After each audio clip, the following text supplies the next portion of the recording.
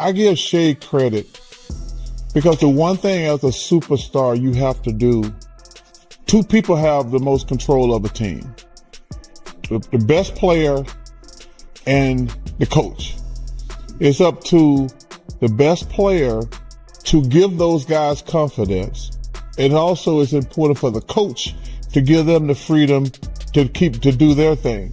So Coach Daniel, is that your name? Dagnall and Shea, man, they do a good job. I love the way they do their interviews together, but when you're a star, you have to give those guys air. Went off live on TV after they were beaten by delivering an unfiltered rant on Inside the NBA, where he mocked the Lakers, questioned their toughness, and leaned fully into his trademark blunt analysis, turning the segment into a chaotic roast-style breakdown that had fans split between calling it honest truth-telling and saying he went too far while the series is still not officially decided.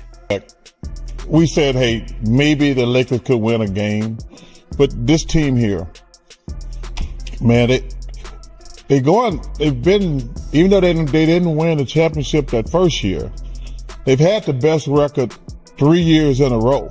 Number one seed in the West 3 years. Yes. I mean, so they have been, and now they turned the post-game discussion into a full comedy-style roast after they fell 2-0 behind mocking their performance following an 18-point Game 2 loss, while praising Oklahoma City's sharp, confident play. Despite attempts to keep the tone balanced on Inside the NBA, Barkley doubled down with his trademark humor and blunt takes, including his cowboy boots line that sparked the segment into chaos and cemented it as another viral, no-filter breakdown of the Lakers' struggles. You know what they say at a time like this. get the cowboy boots ready. We're going to Oklahoma City. No. That's what they should be saying. Well, they just tased Ryan. This ball game is over. Just tased Ryan. 131. Hey, King. I wanted to do that tonight, and Ernie wouldn't let me. Doubled down on his bold sweep prediction after the fell behind 0-2 against these, staring straight into the camera and letting his comments land while tried to calm the tone on Inside the NBA. Barkley even joked about reviving his old Kabuya celebration, claiming Ernie had to stop him from doing it on air, though he still gave a small version anyway, turning the segment into a viral mix of analysis, comedy, and chaos that had the studio laughing while Lakers fans were left frustrated. Come on, Chuck. They getting swept. Come on, babe. I think that's what that means, Kenny. Sandman. You gotta do the Sandman dance. Hey, I'm just getting a head start. We're gonna be off another day next week. Is that happening tomorrow too? Oh, in Philly? Oh yeah. The Knicks are gonna wrap it up for my boys tomorrow. And listen, I'm so sick. Al Palagonia, Spike Lee, Timothy Chalamet, Ben Stiller, Tracy Morgan, all them hoodlums coming down to Philly making all that damn racket. Come on, Joel, rise up. Rise up. Come on, rise up, Philly. We can't get... Fully took over Inside the NBA after the drop to 0-2 against locking eyes with the camera and casually dropping a sweep prediction that immediately shifted the mood in the studio. While tried to slow things down and keep the discussion balanced, Barkley doubled down, insisting the Lakers looked lost and suggesting the series was already heading toward a quick exit and a long offseason for Los Angeles. The moment turned even more chaotic when he brought up his old Kabuya celebration, joking that he wanted to bring it back after the Lakers' loss, with Ernie reportedly warning him not to do it on air. Even then, Barkley couldn't resist, giving a small version of the gesture anyway, which set off laughter across the studio.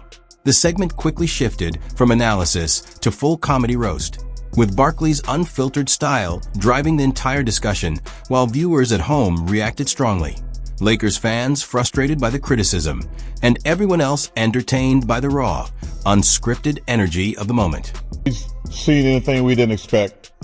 We said, hey, maybe the Lakers could win a game, but this team here, man, they've been, even though they didn't win the championship that first year, they've had the best record 3 years in a row. Number one seed in the West 3 years. Yes. I mean, so they have been, and now Their confidence turned the post-game coverage on Inside the NBA into a full-blown mix of analysis, comedy, and roast after the fell behind 0-2 against the opening with a bold sweep prediction, and instantly setting the tone for a chaotic segment where he locked eyes with the camera, doubled down on his cowboy boots line, and openly criticized the Lakers' lack of energy while still giving strong credit to Oklahoma City's dominance. Throughout the discussion, tried to keep things balanced, but Barkley kept pushing the conversation, even joking about reviving his old Kabuya celebration and briefly performing it on air, which sent the studio into laughter. Beyond the jokes, Barkley also delivered real basketball analysis, highlighting how they are not just on a hot streak, but a long-term rising force, pointing out their consistent top seed finishes in the Western Conference and the development of key players like under coach. He praised their depth, explaining how players like Aaron Wiggins, Cason Wallace, and Jalen Williams give them a rotation advantage that overwhelms teams like the Lakers, especially in playoff intensity, where pace, defense, and discipline matter most.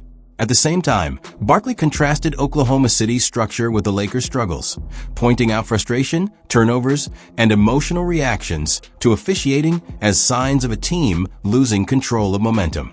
He also suggested that confidence in the Thunder has been built over multiple seasons, while the Lakers' roster changes and inconsistent identity have made it harder for them to settle under playoff pressure.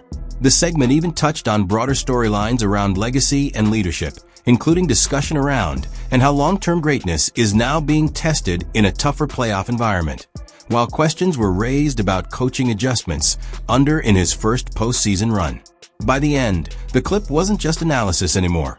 It had turned into a viral moment across social media, with Barkley's humor, predictions, and live reactions dominating the conversation, while fans split between